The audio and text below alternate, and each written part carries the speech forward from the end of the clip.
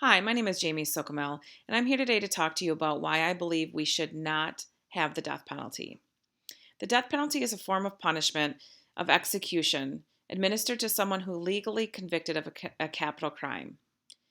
The United States federal government applies the death penalty for certain crimes such as treason, espionage, federal murder, large-scale drug trafficking, and attempting to kill a witness, juror, or court officer in certain cases. Here's some of the reasons why I believe we shouldn't have capital punishment. The first reason is the racial and economic discrimination that capital punishment entails. The race of the victim and the race of the defendant in capital cases are major factors in determining who is sentenced to die in this country. Discriminatory applications of the death penalty, besides being unjust to the condemned, suggest that some of the victims' lives are worth more than others. A study published in the Crime and Delinquency, October of 1980, found that of black persons in Florida who commit murder, those who kill whites are nearly 40 times more likely to be sentenced to death than those who kill blacks. And in African Americans make up 12% of the U.S. population, but they are actually 42% of prisoners on death row. And although blacks constitute approximately 50% of murder victims each year, 80% of those victims in the death penalty cases were white, and only 14% were black. And of over 18,000 executions that have taken place in this country's history, only 42 involved a white person being punished for killing a black person. And according to the Amnesty International, more than 20% of black defendants executed since 1976 were convicted by all white jurors.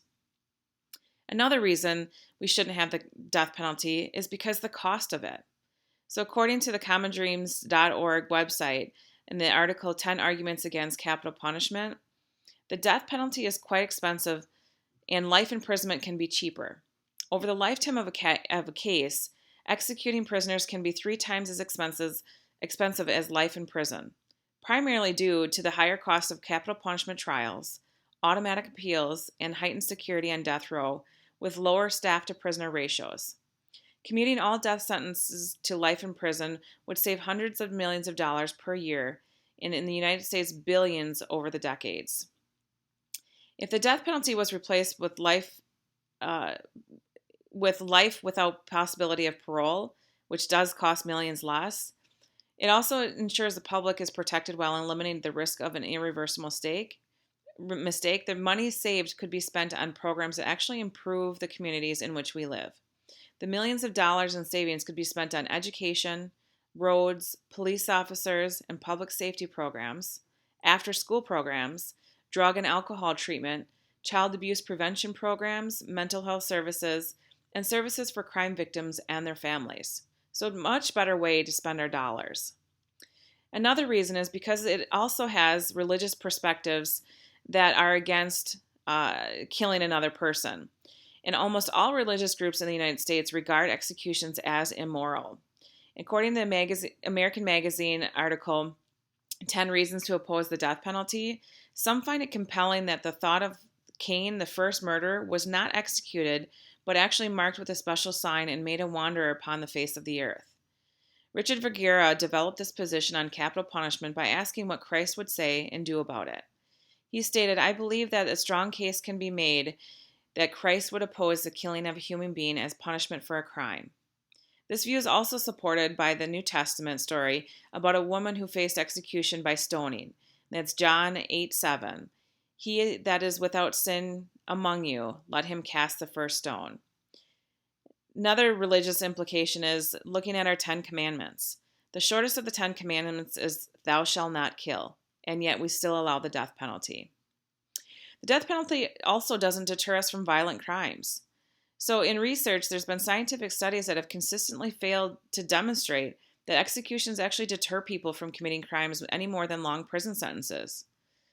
States without the death penalty have much lower murder rates. The South accounts for actually 80% of U.S. executions and has the highest regional murder rate.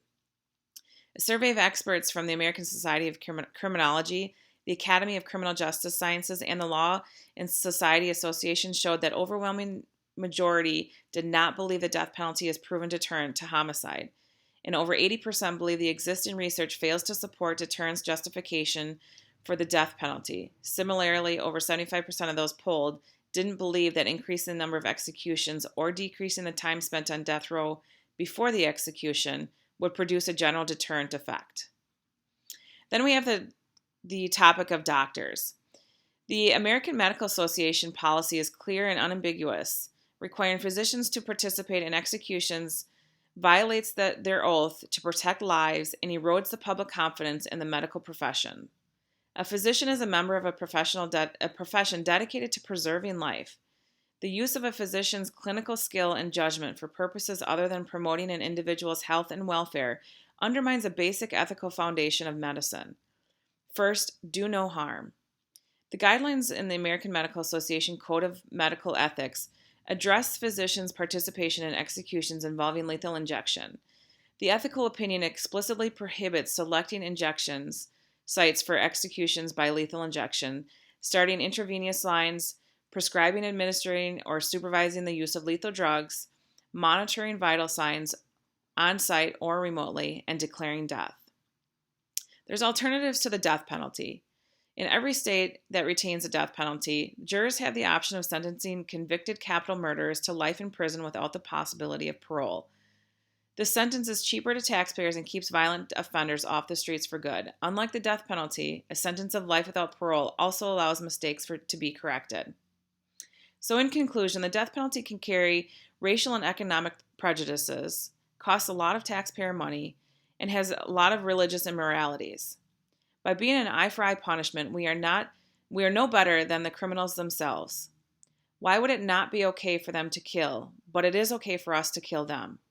It doesn't make sense that we would allow ourselves the superiority to make those decisions. A life of another human being matters, and it is not up to us to say we should get rid of that life because they made a choice to kill another human being. Let them spend their lifetime thinking about their choice.